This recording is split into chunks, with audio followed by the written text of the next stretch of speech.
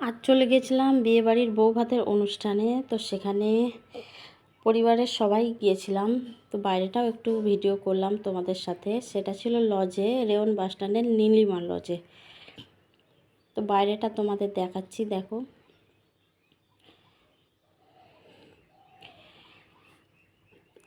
তারপরেই আমরা চলে গেলাম সিঁড়ি দিয়ে ওপরে।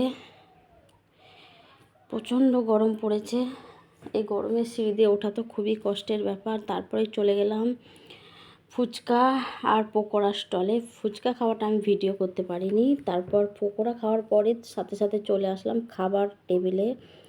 সাথে সাথেই দিয়ে দিয়েছিল চিকেন স্যাটে। চিকেন স্যাটে তো আমার খুবই ভালো লাগে। তারপরে চলে এসেছিলো নানপুরি, স্যালাড দিয়েছিল। স্যালাডের মধ্যে শুধু শসাই নিয়েছিলাম। আর তার সাথে ছিল চানা মশলা। নানপুরি চানা মশলা খাবার পরই চলে এসেছিলো সাদা ভাত, ভেজ ডাল, আলু ঝুরি ভাজা, চিকেন কষা।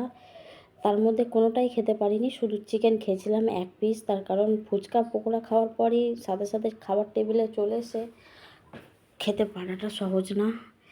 তারপরেই চলে এসেছিলো আমের চাটনি আর পাঁপড়। খাবারগুলো এত তাড়াতাড়ি সার্ভ করছিল যে আমি অত তাড়াতাড়ি খেতে পারি না, তাই খাবারগুলো প্রায় আমার প্লেটেই পড়েছিল। শুধু একটা মাংস আর ওই নানপুরিটা খেয়েছিলাম। আর সবার শেষে এসেছিলো চাপ সন্দেশ।